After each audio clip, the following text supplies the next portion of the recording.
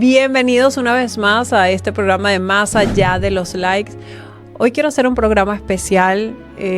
Vamos a salirnos un poco de lo que he venido hablando a lo largo de este tiempo. Ya tengo más de un año, y no le piqué torta, pero ya tengo más de un año con el programa. Y hoy, por primera vez, quiero hacerles un programa más personal, más a mí, mi historia, y dedicado al hombre de mi vida, a una persona que admiro demasiado y que lo considero pilar de todo lo que soy hoy en día, y es mi papá.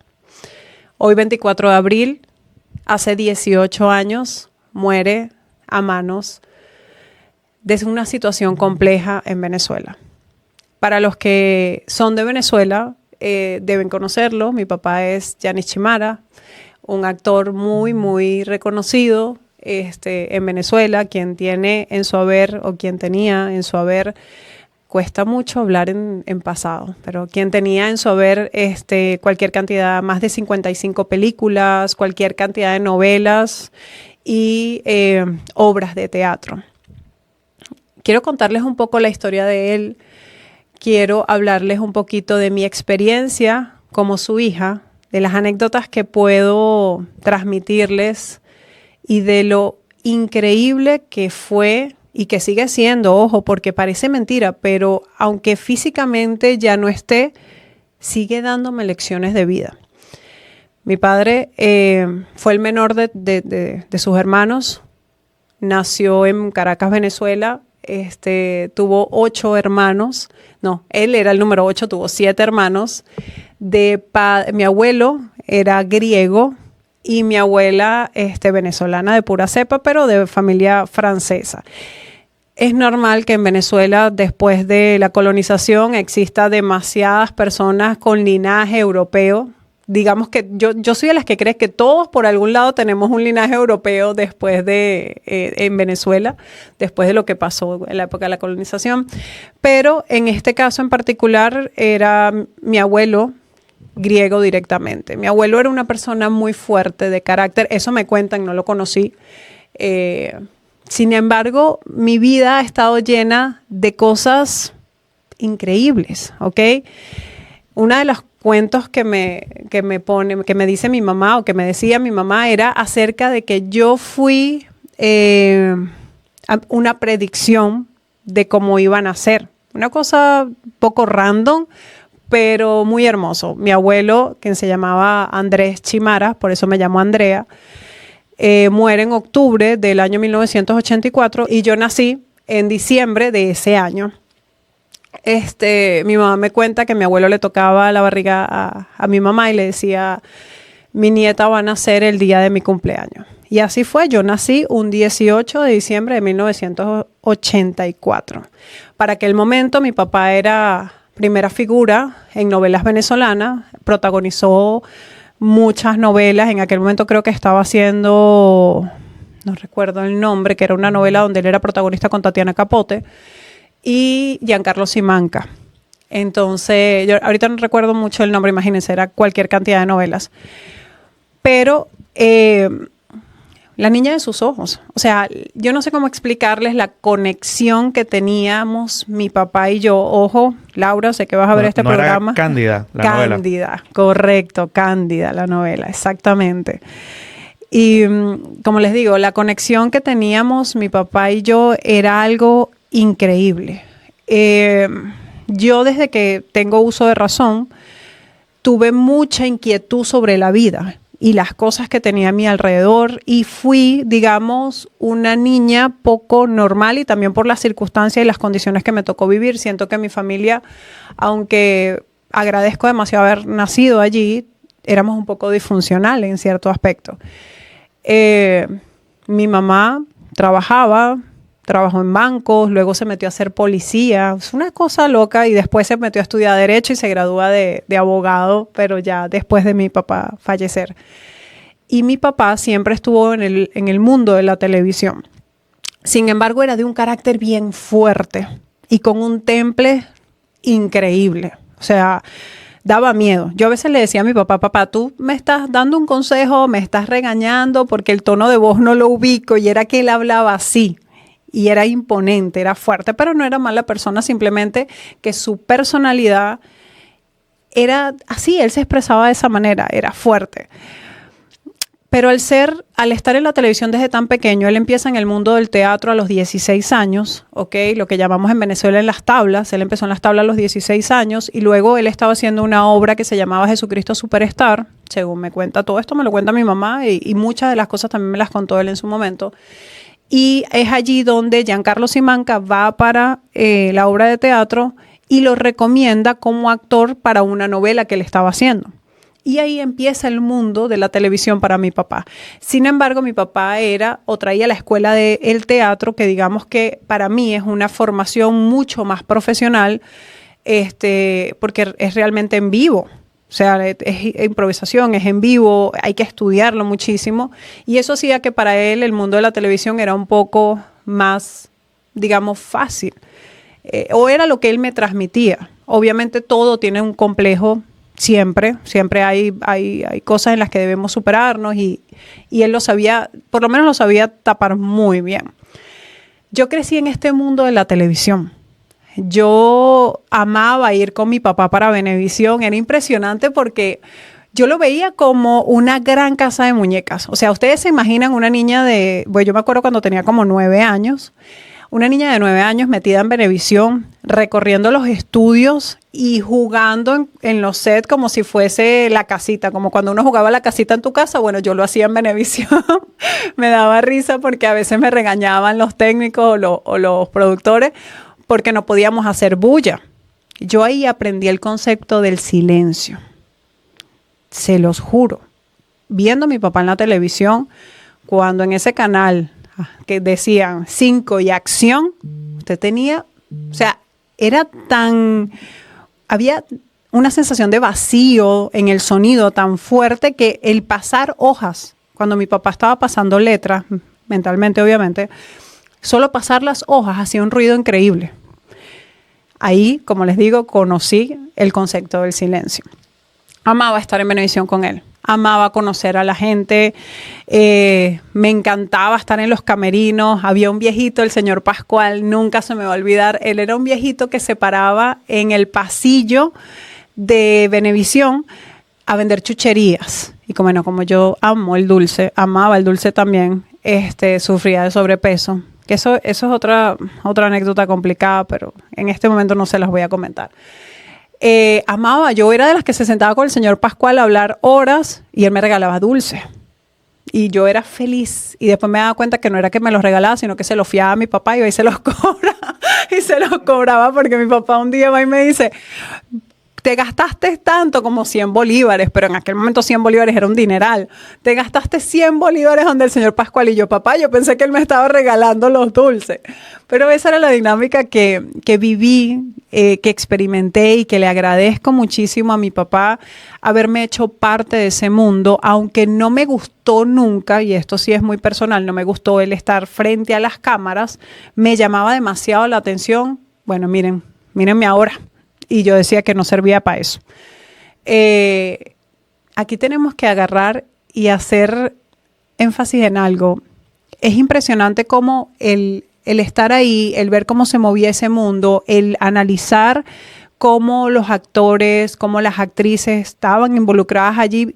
Algo dejó en mi subconsciente que cuando yo empecé a trabajar en mis redes sociales y empecé a trabajar en todo esto, lo vi natural. Aunque, no, ojo, nunca lo hice. Bueno, sí salí en unos cuantos finales de novela porque mi papá, necesitamos una niña que salga con Yanni Chimara como hija de Yari, y me lanzaban a mí. Pero eso lo hice como hasta los 9, 10 años porque ya después me daba pena. O sea, aquí chiquitica no te da pena nada, pero ya como a esa edad le daba a uno pena salir en cámara. Que por cierto, esos cheques no los vi nunca. Ese dinero eso te pagaban por estar en esos finales de novela y esos reales nunca los vi. Pero era hermoso convivir con los artistas. Hoy en día me los encuentro en las redes sociales, me los encuentro en algunos eventos a los que voy y ellos no tienen idea de verdad de cómo el verlos y el hablar con ellos me hace acercarme tanto a mi papá o me hace sentir como que estoy ahí con él nuevamente, porque fue lo que viví siempre cuando estaba chiquita. Hace poco conecté con Fabiola Colmenares, quien fue una persona con la que tuve muchísimo contacto cuando mi papá estaba, no me acuerdo qué novela era, si era, no me acuerdo. Era una de las novelas que él estaba haciendo y Fabiola era la protagonista y tuve muchísimo contacto con ella. Me encanta, siento que tiene una personalidad increíble. Y hace poco conecté con ella en las redes sociales y comenzamos a conversar y cosita rica. Cosita rica. Es que yo soy terrible para los nombres, pero eso. Ahí también lo busqué en Google, no es mi conocimiento. No, ahí también conocí a Edgar Ramírez, por cierto, increíble. O sea, yo vivía, era la única niña que siempre estaba en el set. Se podrán imaginar cómo yo conecté con todas esas personas. Y eso es parte de lo que fue mi mundo siempre de pequeña. Y mi papá lo hacía ver porque, claro, ustedes dirán, bueno, tú creciste en un mundo de artistas. Sí, pero mi papá siempre te lo explicaba como que es ahí, todo, ¿sabes? Somos humanos todos, es normal, esto es simplemente nuestro trabajo, así como una persona se levanta y va a la panadería a hacer pan, nosotros venimos aquí, creamos contenido para una audiencia en específico. Yo digo que mi papá se hizo viral aun cuando nosotros no entendíamos el concepto de viralidad. Impresionante, porque donde él llegaba en Venezuela, y muchos de los actores también les pasaba, lo conocían, sabían quién era, hablaban con él, le pedían autógrafos de aquella época cuando se las pedían a papelito. Pues no existía la foto todavía cuando los teléfonos con cámara. Bueno, sí habían fotos, la gente a veces tenía sus camaritas Kodak, imagínate Kodak hace años. Y ese era momentos Kodak. Sí, y ese era mi mundo. Sin embargo, lo que había tras ese mundo de Venevisión era el mundo de papá. ¿Ok? El mundo cuando él era papá, cuando él era sostén de hogar, nunca nos faltó nada. De verdad agradezco demasiado la familia que tuve, a pesar de las dificultades que tenemos. Yo pienso que todas las familias tienen problemas. Lo importante no es el problema, sino la capacidad que tienes para resolverlo y cómo te enfrentas a ellos. Y eso era algo en lo que mi papá, y yo siento que yo eso lo adquirí de él. Mi papá tenía una habilidad increíble para hacer que un problema, por muy grande que fuera, él lo presentaba y lo hacía pequeñito. Tranquila, mañana ya salimos de eso. Una frase que él usaba mucho era, Dios proveerá. Obviamente los problemas siempre eran de dinero, en su mayoría, como todo en la vida. Y a uno le preocupaba. Yo con 9, 10 años ya entendía cómo se movía el dinero en mi hogar, cuando faltaba, cuando a veces no había un plato de comida sobre la mesa. Pero él tenía una habilidad increíble para ir a donde el supermercado de la esquina, saca fiado, te pago ahorita cuando cobre el 15 y resolvía. Y esa era mi realidad. El hecho de que era un actor de novela no quiere decir que no hubo momentos malos. Recuerdo que hubo una época donde Chepa Candela, que se encargaba, que era como decirte el hater del momento, se encargaba de destruir carreras o de hacer chismes. Creó un chisme diciendo que mi papá tenía SIDA y en aquel momento el tema del SIDA era tan tabú que no sabía si se contagiaba por el contacto, que, ¿saben? Y era, el SIDA te mata, ya, eso era lo que la gente entendía y lo botaron de Venevisión, tuvo muchísimos problemas a raíz de eso y bueno, se logró resolver. Y esa habilidad que él tenía para resolver las cosas era tan increíble, tan hermosa, que me enseñó a mí eso y otras cosas que viví, me enseñó a mí que a veces nosotros en la vida nos preocupamos tanto y nos enfocamos tanto en ese problema que podamos tener en el momento y 3 días después, cuando lo lograste resolver, porque de alguna u otra forma lo hacemos, dices, Dios mío, yo preocupado y mira, no era tan complejo. Y así es todo, así es todo. Por muy grande que sea el problema, si tenemos la capacidad de enfrentarlo, lo vamos a minimizar, créanlo. Recuerdo también que una de las cosas que él hacía muchísimo era, él llegaba siempre, toda la semana, y por eso es que Laura escribe hoy en día. Él llegaba todas las semanas a nuestro cuarto con un libro en la mano. El primer libro que él me dio se llamaba El Principito. Yo tenía 7 años cuando leí El Principito. Un libro espectacular, adaptado a mi edad, pero que si hoy en día de grande lo lees, el mensaje es totalmente diferente a lo que yo pude haber asimilado en aquel momento. Luego, cuando tenía como 15 años, él me dio muchos libros. Semanalmente nos mandaba a leer libros. Él tenía una biblioteca de más de 1,500 libros dentro de mi casa, todos firmados por él. O sea, te podrás imaginar que su hobby era coleccionar libros. Y las letras, o sea, todo lo que tenía que ver con estudio, educación, libros, todo ese mundo le fascinaba. Un día tenía 15 años y me dice, bueno, ya tú estás preparada para este libro. Y me dio 100 años de soledad, de Gabriel García Márquez. Yo pasé, señores, 100 años leyendo ese libro. No lo entendía, pero lo hice. Y luego me dio que si el de los molinos de viento, Don Quijote de la Mancha, me dio había uno que me encantaba que era El mago de la cara de vidrio, que era sobre la televisión y ese mundo artístico era espectacular. Y así me fue dando libros y fue nutriendo mi mente y hizo que yo tuviese siempre hambre de aprender y me mantuve en constante aprendizaje. Fue hermoso, eso se lo agradezco muchísimo. Hoy en día muchas de las cosas y las herramientas que tengo para aplicar a la vida diaria las obtuve de esas letras y de todo lo que él pudo darme. ¿Que era una persona difícil? Sí, era complicada. Mi papá tenía un carácter increíblemente complicado, pero su forma de educar era espectacular. Cuando cumplí 15 años, llega mi mamá y me dice, Andrea, ¿qué quieres? ¿Una fiesta o un viaje? Y esta nerd que está aquí le pidió una computadora, la última Pentium 3 del mercado. Yo le dije, yo no quiero fiesta, yo quiero que... Y mi papá es orgulloso, esa es mi hija, De verdad, yo quería una computadora porque todos en mi escuela tenían computadoras, tenían impresora y podían hacer sus trabajos en Word. No sé si se acuerdan que uno hacía los trabajos con las letricas de Word y ponía la portada. Yo quería eso y me regalaron la última Pentium 3 con Windows 98 e impresora. Y el internet que se conectaba, que no podía hablar nadie en la casa. Pero yo era feliz. Y así empecé a desarrollarme en este mundo de la tecnología desde los 15 años. Y gracias a él siempre me motivó a más. Mi papá fue una persona que yo le llegaba con un examen y papá, saqué 16. Yo orgullosa, porque ustedes saben cuánto cuesta lograr una nota pero pudiste sacar 20. Esa era la respuesta de él. En aquel momento yo decía, este sí es. Hoy en día digo, Dios mío, me estuvo siempre forzando a más.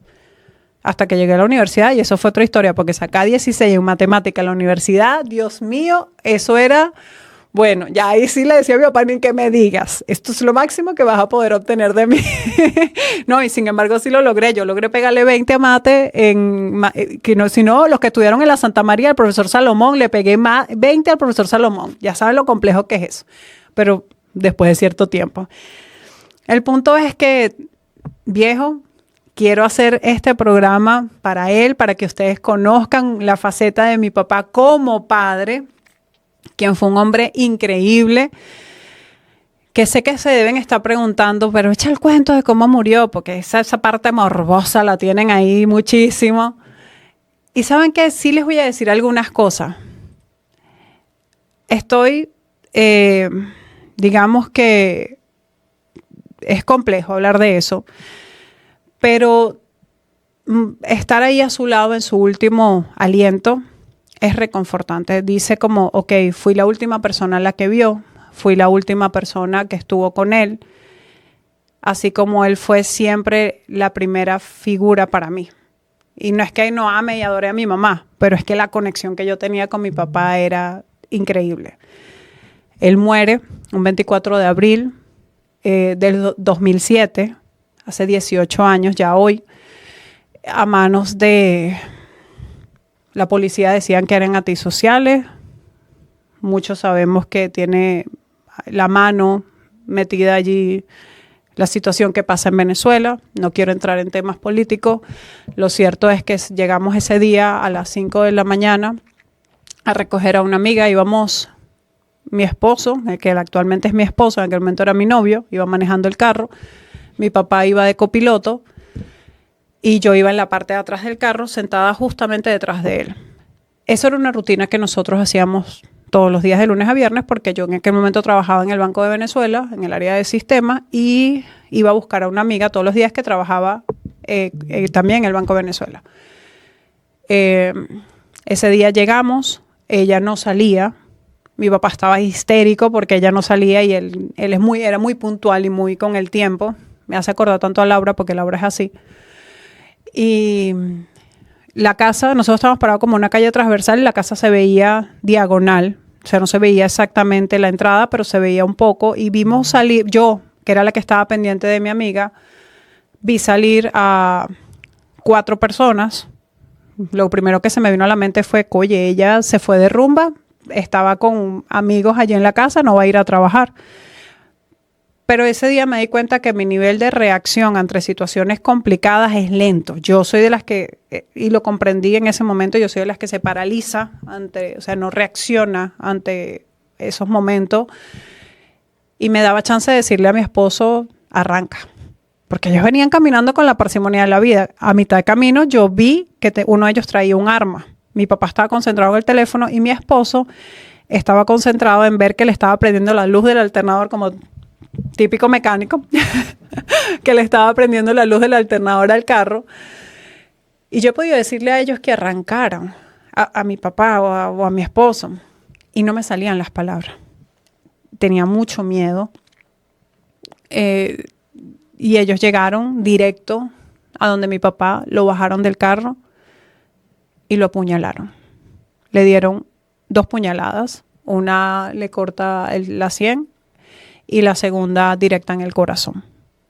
Ellos no nos tocaron ni a mi esposo. Bueno, a mi esposo le dieron un cachazo y le quitaron una cadena, pero yo creo que eso es parte de que se encontraron con una cadena de oro en el camino y no le iban a dejar, pues. A mí no me hicieron nada, ni me vieron, ni me dijeron nada. Simplemente llegaron, lo bajaron del carro. Y una de las cosas que me llamó, como les digo, yo tengo una habilidad muy grande para... no sé si es que veo las cosas como en cámara lenta, grabo mucho donde estoy, analizo los espacios donde me encuentro. Yo, en lo que ellos venían caminando, que llegan a la ventana de mi papá, le dicen, ¿qué pasó, Chimara? Si fueran antisociales que te van a robar y no te conocen, no te van a identificar. Esa fue la primera que me quedó así en la mente, como que esto no es normal. Lo segundo es que ellos se meten al carro, quitan la llave y mi papá estaba lleno de oro y de prendas porque en aquel momento él estaba haciendo la novela de Hueca y Puro Mercado de ¿cómo que se llama? Ciudad Bendita. Y el personaje de él era un nuevo rico que estaba forrado de oro, que tenía una venta de lavadoras y no sé qué. Eso era puro Goldfield de Venevisión, de utilería de Venevisión, pero si ellos no lo saben en ese momento, una persona que va a robarte te quita todo eso. Y tenía un celular, un B3, que en aquel momento... O sea, habían muchas cosas que como que a mí no me cuadraron en la situación, pero sin embargo en ese momento como tal, mi preocupación era llevar a mi papá a una clínica, porque ellos lo apuñalaron y se fueron. Y nosotros vivíamos en Guatire, y eso fue en la calle principal donde está, no me acuerdo cómo se llama esa zona ahorita. Lo cierto es que teníamos la clínica a 1 cuadra. Y no llegamos. Y el forense nos dice, tiempo después de la autopsia, nos dice, mira, ni que lo hubiesen apuñalado aquí con el médico al lado, se salva, porque le reventaron la arteria principal del corazón. Entonces, bueno, fue una situación compleja.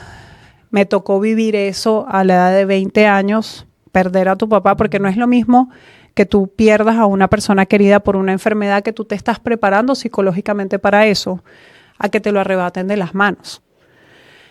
Ese día a las 5, y esto es un mensaje que le quiero dejar a todos, no sabemos cuándo nos vamos, no sabemos cuándo vamos a perder a esa persona que tanto amamos.